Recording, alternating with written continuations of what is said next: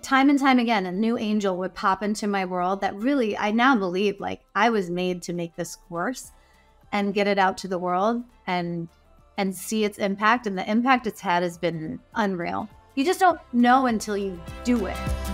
I'm Amy Porterfield, ex-corporate girl turned CEO of a multi-seven-figure business. But it wasn't all that long ago that I lacked the confidence, the budget, and the time to focus on growing my small but mighty business. Fast forward past many failed attempts and lessons learned, and you'll see the business I have today. One that changes lives and gives me more freedom than I ever thought possible. One that used to only exist as a daydream. I created the Online Marketing Made Easy podcast to give you simple, actionable, step-by-step strategies to help you do the same. If you're an ambitious entrepreneur or one in the making who's looking to create a business that makes an impact and a life you love, you're in the right place, friend. Let's get started.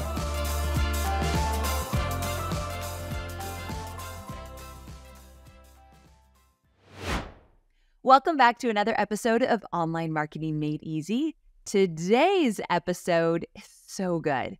I am diving into one of my most favorite digital course success stories from one of my students.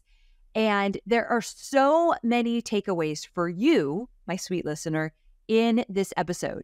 You, in your skill set, in your lifestyle, and your business might be drastically different than my guest here. But again, the takeaways will be so aligned with what you want to do, where you're going in your business, and what you can do with a digital course. I promise you there's going to be so much alignment if you've never created a digital course and you're thinking about getting started. So this episode, my friend, is absolutely for you. So today's guest is Dr. Sonia Chopra. She's a business owner, a TEDx speaker, a Forbes contributor, and an award-winning author. She is also a true pioneer in her field as a dentist, specializing in endodontics. Sonia is actually the first female board-certified endodontist in Charlotte, North Carolina. After learning about digital courses, she realized there was a gap in her industry. In response, she launched a program called eSchool, a continuing education course for dentists. And she made $75,000 with her very first launch of a digital course. She had no idea how to create digital courses. She didn't have a big team. She was definitely not an expert in marketing, and she made it work. And I won't give it all away, but when I'm interviewing her, you will hear about her other launches and how they got bigger and bigger. So I'm excited for Sonia to share how she created a successful digital course, pulling directly from her experience. And I also asked her questions like, what would you do different if you could do it over? What did you put too much time and effort into that you realized later after you launched several times? That was not necessary for my first launch. What were some of the fears? What were some of the doubts? How did you create a course when you had 3 kids and a thriving practice? How did you find the time? We're getting into all of it. So I won't make you wait any longer. Let's get to it. Hey there, Sonia. Thanks so much for coming on the show. I appreciate it. I'm so excited to be here. You have no idea. Oh my goodness. I've been looking forward to this because I've known you for a while. I've seen your incredible success with digital courses, and I really love your business model. And you have a thriving business and then created a digital course, which is an interesting path. And you found this specific gap that I want to talk about. And my goal for this episode is for those who are listening, 99.9% of them will not be in your industry, but some of the things that you figured out along the way, some of the challenges you faced, some of the success you have, I want my listeners to think, wait a second, if she can do this, maybe I can too. And so I'm hoping it sparks some inspiration and ideas for my listeners today. So let's just start at the top. Before we get into all your online business details, can you give your listeners, or my listeners, a little bit of background about what you do and what your business looks like? Yeah, so I'm a board certified endodontist. So that means I am a tooth saver or a tooth healer, as I like to call myself. That's just a very odd job to have a online business. What that is I am a dentist, okay? And I'm a dentist who does root canals. And I know that's not the sexiest topic, but I started my course basically to make it sexy. So yeah, I save teeth for a living. I never thought in a million years when I was going to dental school that that is what I would be doing. I thought the pinnacle of my career was going to be graduating, starting my own practice, allowing that to thrive. And that was it. And I will say that this has been the most fulfilling part of my career. Wow. There's a lot that goes into that. So there's a lot that goes into that. And I want to unpack it. But tell me this. So you found a gap. You realized, wait a second, there's a gap here. So talk about for your digital course, what's the name of your course? Who is your course for? And how did you identify that there was a gap? Because what you're doing, you're actually the first in your industry to do it. Yeah. So my course is called eSchool, Everyday Endo Made Easy. It's really focused on teaching general dentists, that's my primary audience, on how to do root canals better. There's a lot of negativity that surrounds root canal therapy. People think they're toxic. People don't want to get them. There's a lot of fear and anxiety that goes along with it. There's even more to that, but that's like, I feel like a whole nother topic. But I saw that, it kind of goes back to my original tooth story, my experience as a patient first. So when I was 17 years old, I'm going to take you all the way back there. Okay. I experienced a toothache and I went to like 7 different doctors and nobody could figure out where my pain was coming from. So I was kind of like a diagnostic dilemma to a lot of people. And finally, my toothache finally showed up. It took about 9 months for it to show up, but I was in agony for 9 months. I had a tooth extracted. It ended up being the wrong tooth that was extracted. I still had my toothache after the extraction. Oh, no. So this really had an impact on me. I kind of feel like I was born to be a dentist, but I'll never forget this one event in my life. So my family is full of doctors, but I chose dentistry because of that incident.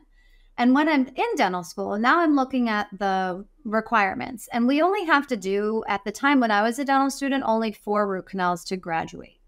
That's not that much experience or exposure in 4 years of dental school. Yeah. So already I saw the gap as a student in dental school. And then I graduated and I ended up becoming a specialist in endodontists, like because that event happened to me. And then once I got into private practice, I still saw my own tooth story. And like, this is fast forward like 15 years into the future. And here I am witnessing my tooth story come through my practice. And I'm like, wow, nothing has changed. And that's when I realized I started to get frustrated, almost like heated, when I was like, why is this person doing this to this person? Why are they picking this tooth and not that tooth? And it almost like just stirred up like all these emotions for me. And that's when I realized that I wanted to do something about it. And you did. Yeah. And matched that with a little bit of, I was at a point of burnout and unfulfillment in my career as well. And it just kind of, it was like the perfect storm. And I gave birth to this course. Okay. I love 2 things that you mentioned there. Number one, I thought it was interesting that you said, I got heated over this. Like there was something going on in your industry. You did not like it. You knew that you could add value there. And so that kind of angstiness, that frustration led to a very successful digital course. So some takeaways that I'm going to kind of pull out throughout our entire conversation, those that are listening right now, sometimes you just have a desire and you know exactly what you want to do with your course. It's your expertise, your skills. Others are listening and they're not really sure what they want to do and they're starting to think of few different ideas. But some of you listening right now, some things make you frustrated. You have expertise in an area, but that your niche, your market, how people are navigating through it, it's frustrating you in one area or another. That might be your digital course. Because I'm always one to say, look, you don't need to be first to market. And in some ways, you were first to market in terms of creating a digital course to teach dentists about how to do these root canals. Like that part was first to market in the sense that you put together this digital course as an expert. But, and so that could be first to market in looking at it that way. And it worked for you. So I just want to spark some ideas for those who are listening that maybe it's something you're frustrated about. Maybe it's something you're angry about and you feel like you have a solution to make it better, change it, allow some recalibration in your industry. Just something to think about. Another thing that I thought was interesting about your amazing success is that I just want to point out, you're not teaching dentists how to make money or how to build their business. There's nothing wrong with that. And there's great courses out there for that. But you are teaching dentists how to be better at their craft, at a specific thing they do. And I think that is very different than a lot of the courses I've seen. Absolutely. And then, but that indirectly helps them grow their practice, right? Exactly. I was going to say, there is kind of a backdoor way into, and if you get better at this, this absolutely can help you grow your business.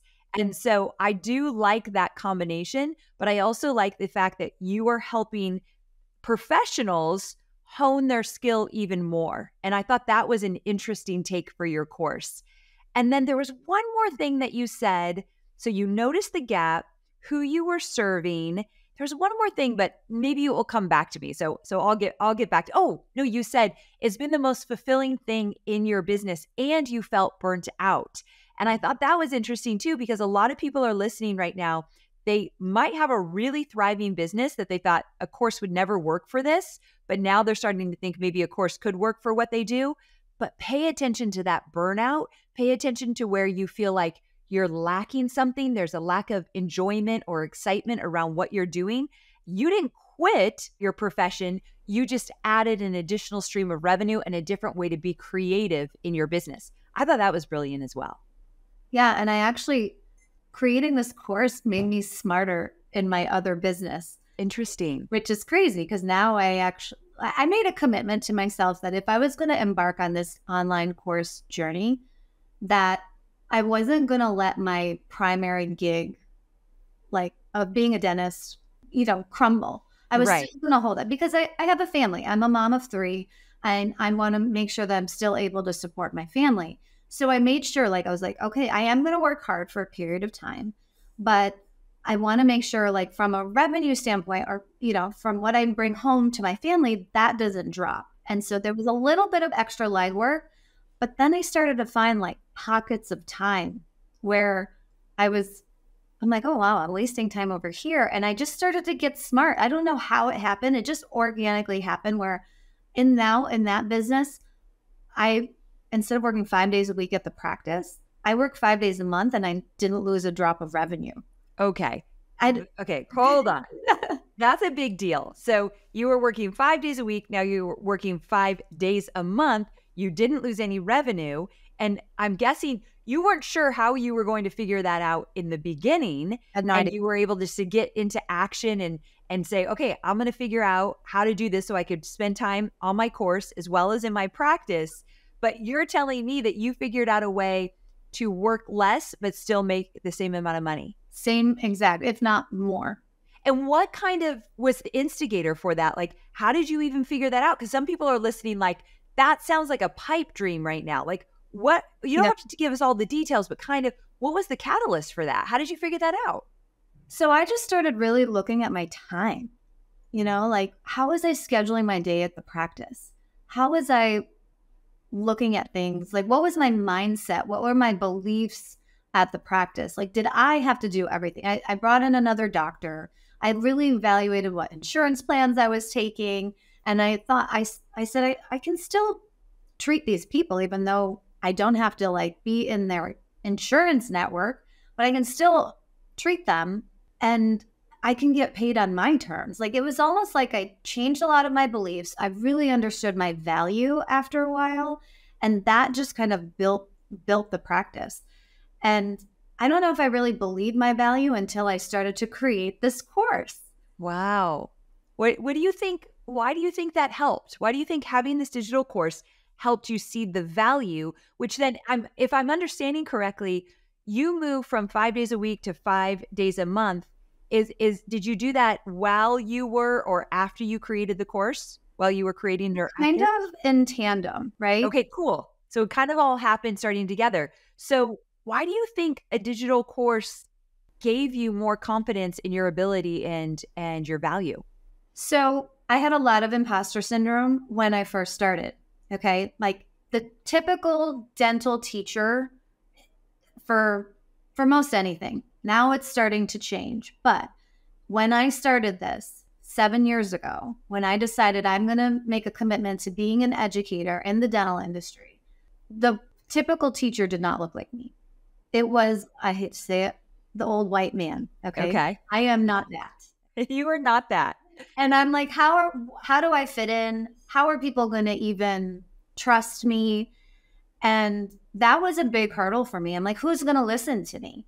But as I started piecing the content together, and I'll tell you how I did that, because as a mom of 3 and a thriving practice that I was working 5 days a week, that was a big hurdle. I bet. As I started piecing it together and then taught my first lesson and then learned from that, got better, taught it again, learned from that, got better, taught it again, and realizing, wow, I really know my shit.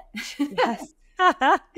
All of a sudden, I felt more value in my practice and what I was giving to my patients. And then I felt my worth that way, and I just grew. There is something very profound about that. I never put it into words like you just did, but it's so true. When I started teaching how to create and launch digital courses, and I did it again and again, I started to feel like, wait a second, I am a leader in this. I could do this in my sleep now, because you stayed in your lane. You didn't create a course on something wildly different than what you do. So you just got better at what you do. Same with me. And there's power in that. Building off of what you already know, doubling down on what you already know, honing your skills on what you already know will make you one of the greats. And I feel like you've done that in your industry. I've done that in mine. And I believe digital courses can do that for the people that are listening as well. So I'm so glad. I don't know if I've ever talked about that with one of my students on a podcast before, about how your confidence and your ability to see your value will grow when you continue to teach what you know inside of a digital course. So I think you just gave a gift to many people listening. So I appreciate that. I love that. So let's go back to what you said. You created a course while having a full career in your practice and 3 kids. So how the heck did you find time to create a course? What did that look like behind the scenes? So I would wake up at 5 a.m. Okay. Whenever I could. Mainly it was on the weekends because I couldn't do it while I was working at the practice. I started to take some time away from the practice. Like I had another doctor who came in. I gave him some of my patients. I was pretty intentional. I was like, you know what? It's not about money for me. It's about lifestyle. And I'm finding that I'm enjoying this more than that. And I want to do it. So I did find ways to pull out of the practice a little bit, but not a whole lot, because even though there was somebody doing the root canals a day a week, I still had to manage the business. Like I was still like the managing clinician. But I woke up at 5 a.m. 5 to 9 a.m. is probably my happy time. Most people like to meditate and go work out. Like for me, I like to work between 5 and 9 a.m. before, at the time, my kids were pretty small, so they were pretty early risers. So I would just work in the dark. And I'm an early bird worker as well. There's just something super peaceful about it to me. Yeah.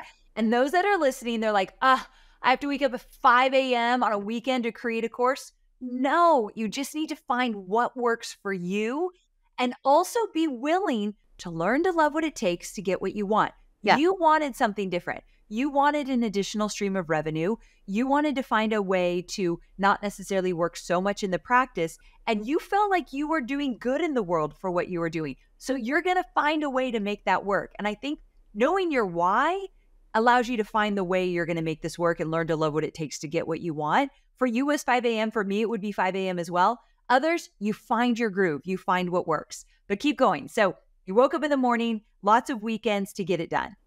Lots of weekends. And I also gave myself grace. I'm like, no, nobody really knows that I'm doing this, right? So there's no deadline, right? So good. I love that. We put these crazy deadlines on ourselves. Yes.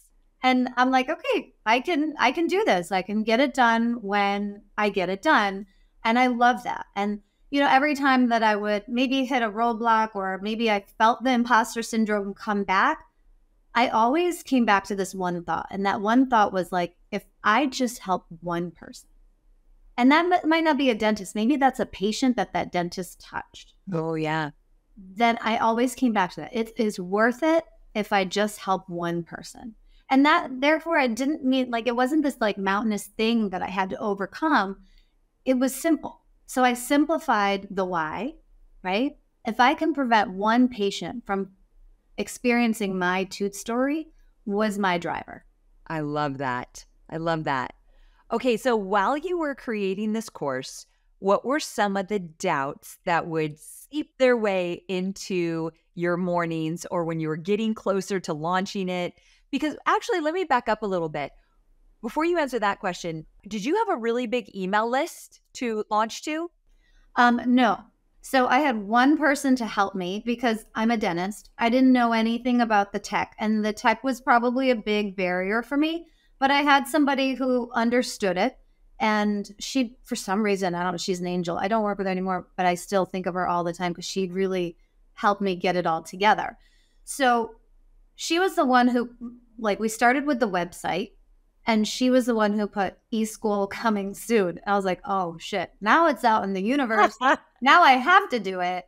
But again, there was no timeline, right? So what I did was I made a commitment to blog once a week because that's where the fire and the heat came from. Like I would see this tooth story in my practice and I would write a blog, a passionate blog. Like that's where all my passion is. All my blogs I write.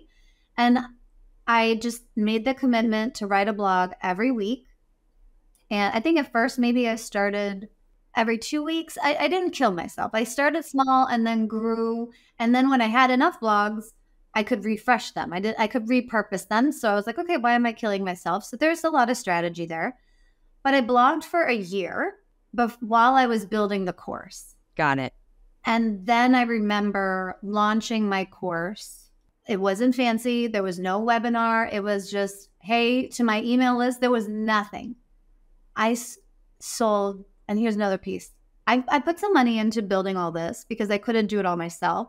So I was like, I could either update my car, right? Or I could just utilize that money and like keep driving my little beat up Mini Cooper, which I did. And I utilized the money to invest in myself. And then my first launch, I sold 38 courses. It's so incredible. 38 people said, yes, I want this. And you have more of a high ticket course. How much was your course? At the time, it was $19.97, but then I think I gave a discount for like $500. So it was like $1,500. Okay, I thought for some reason it was much higher. I wouldn't say that was a high ticket. No. To me, $3,000 or more, you're getting into more high ticket. But $2,000, that's pretty customary for a lot of courses that I see. Yeah. So to sell 38 at that price point is incredible. Okay, so that's great. You didn't have a big email list. You had one person helping you. You gave yourself as much time as you wanted. You started to blog, which I love. That's something I teach in Digital Course Academy, having weekly consistent content, whether it be a blog, a podcast, a video, social media, whatever it is. But let's get back to what are some of the doubts that seeped into your mind in those early mornings while you were creating a course? You had never created a digital course. Actually, what you were doing had never been done in your industry, so you didn't have proof this was going to work, and you didn't really have an audience yet. So what were some of the thoughts that would creep in? This is going to suck. Normal. Yes, I think we've all been there. This is going to suck. What am I doing? Yeah, like I was afraid that I was going to hit launch and it was going to be crickets. I remember my first sale, like I had the shriek, like oh my gosh, I made one, the coolest feeling ever, that first sale, the coolest feeling ever. Yeah. And at the time, my email list was only 1,000 people when I did that first launch, maybe even less.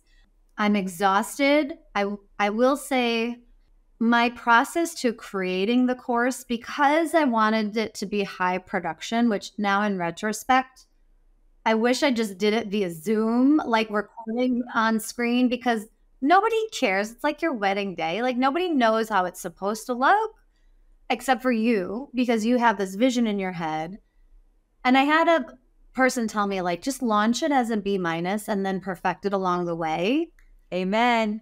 Yes. And I really have stuck to that. But at the time, I didn't get that advice. So I was still stuck in this editing and it needs to be perfect and this and that. And so I was like, oh, the universe doesn't want me to do this. But no, but then time and time again, a new angel would pop into my world that really, I now believe like I was made to make this course and get it out to the world and see its impact. And the impact it's had has been unreal. You just don't know until you do it. That is such a great point. There's some people listening right now and they have so many doubts, even more doubts than you mentioned in terms of, I don't know enough. This is going to cost too much money, which you do not need to pour a bunch of money into it. This is going to take too much time. I don't have enough support, all of it.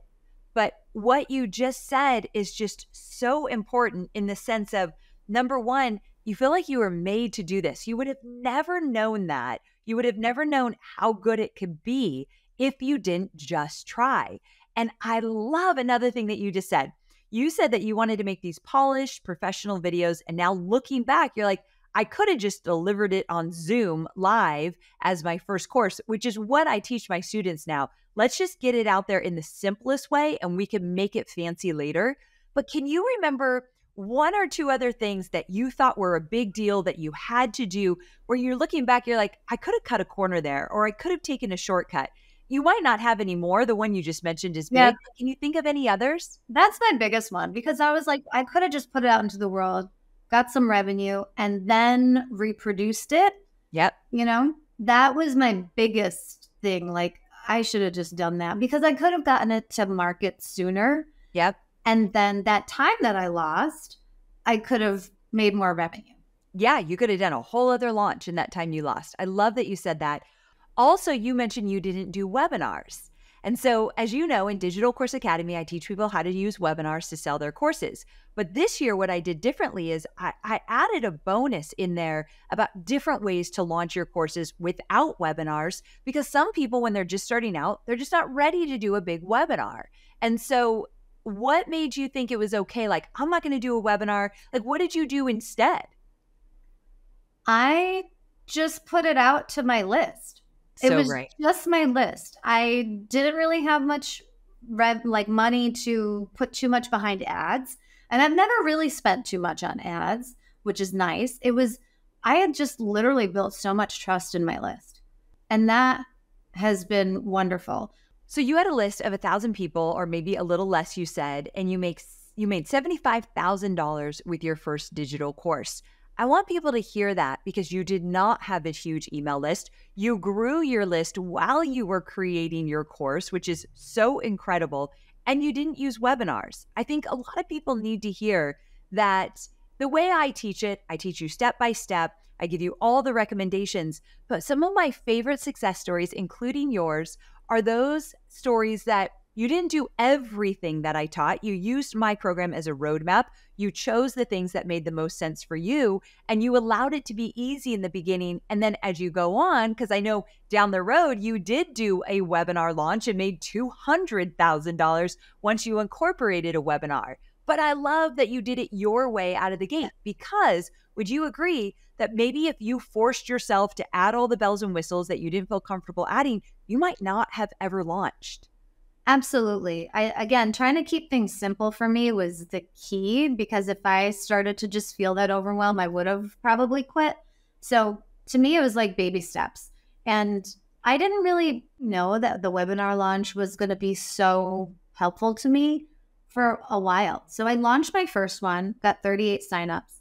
I quickly launched again, and I only had 6, my second launch. Oh, let's talk about that. Okay, this sometimes happens. Okay, why do you think your second launch you did so less versus your first? What do you think happened there?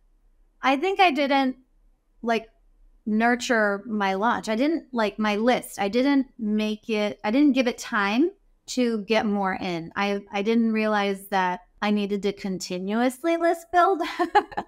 And so I got stuck in just relaunching as opposed to getting new people in my community. Such a great point to make. So one thing I teach in the program is every single time you launch, your list can get bigger because you're bringing more people into your world, especially if you use webinars. People sign up for your webinar, it's growing your list. But even if you don't use webinars, you tend to grow your list during launches, but then you have to nurture. And you need to give yourself a few months at least between each launch. But during that time, you are adding value. You're talking to your audience. You're learning about what they need, what they want. You're doing a survey to those who didn't buy your course, understanding what was keeping them from buying so you could have different messaging the second time around. So that time is really crucial. But when you're a first-time digital course creator, especially when you hit it out of the gate with your first launch, it's easy to kind of think like, oh, that was easy. Let's go again. Let's do it tomorrow. I know you didn't do it the next day, but it's kind of that vibe. Here's what I love. You didn't stop. So many people would do that second launch and it doesn't go as planned. That doesn't always happen. It just sometimes happens. You could have made it mean, oh, this course was just a one and done kind of thing. This isn't for longevity. It was just one thing. You didn't believe that. What kept you going into the third launch? So I'm always asking myself, what can I learn from this? What can I learn from this? That's always what I ask myself. So even like, okay, there's only 6 people in here, but are they showing up to all the calls? In the beginning, I actually made the course too much. I gave them too many office hours. I gave them all these things. I'm like, nobody's showing up. They don't really want it. Yep. They want less, actually. Yes. And so I used those cohorts to figure out what is like the Goldilocks program. Like if sometimes it was too much, sometimes it was too little. And then I found this happy medium. Like I didn't have to meet with people twice a week. They were happy with once a week. Yes. They didn't want 3 hours a call. They wanted 90 minutes, and so I was still learning and that was fine. And I was like, okay, I'm going to give it another shot. So my third launch wasn't as good as my first, but it was better than my second. I think I hit 25 people. Great. And then the next one, I hit 50. There you go. And then when I did the webinar, I hit 100. So, I mean, you doubled. That's wild. You doubled from the 50 without a webinar to 100 with a webinar. I mean, that's music to my ears, my friend. But you kind of eased into it. You did ease into it. And that is so powerful. And you feel as though, one, you were made for this. You found like your calling in terms of teaching something very specific, and you are working less, and you have this additional stream of revenue, and you showed yourself what you were made of. There's so many benefits that come out of figuring out how to create a successful digital course that are well beyond the money. And I think what's special about you that my listeners can really learn is that what you said in the beginning, even if I help just one person, that one person that doesn't have to have the same story that I had with my issue, that is huge. Mm-hmm. And if we could all look at it that way, it always goes beyond. You will always help more than one person, but doing it for the right reason, it's so interesting how the money comes with that. I think you're such a beautiful example of that. It's awesome. And then when you start to see like testimonials, like true testimonials come and how you impact somebody, because it's so hard to know what impact you're making through a computer. Yes. It's really hard to know and quantify sometimes. And sometimes, again, you can go into that imposter syndrome even after you've been far along on the journey. But then you get that one testimonial that you're like, this one guy said I was better than all those other guys I was worried about. There you go. That's really the best compliment ever. So cool. That makes me so happy to hear. Okay, so if someone's listening right now, they're obviously not a dentist. I mean, again, 99.9% of people that are listening are not in your field. However, if they're listening and they're just not sure if their skills could transfer into a digital course. I mean, you looked around, there was nobody creating a digital course like you were, and everyone else that was teaching it, like you said, is an old white male. And so you didn't see yourself in them. And so, but you did it anyway. So anyone listening right now that they don't see that anyone that looks like them doing it, or they just don't feel like their skills would transfer into a digital course, what would you tell them? Number one, I will say that I think anything can be made into a course. at this point, like literally anything. And I'm always like, whenever I'm at dinner now with my friends, I'm like, oh, that could be a course. That could be a course. That could be a course. It's kind of funny. But I really, truly believe that you just have to do it. And you will realize that that one idea that you had is just the first. So, like, my product suite started with one course, and it is now, it's crazy. I want to talk a little bit about that evolution because I think it's wild, because I had one idea, which was to do online coaching with my mentorship. And that was the only idea. But then I got feedback from somebody online, said, I don't want your mentorship. I just want your content. I said, okay, well, that's easy. That's easier. It's much easier. Wow. Thank you for the passive income idea that I did not think of at the beginning. Right. So I just packaged the course. I made it a little cheaper, and it's the DIY version.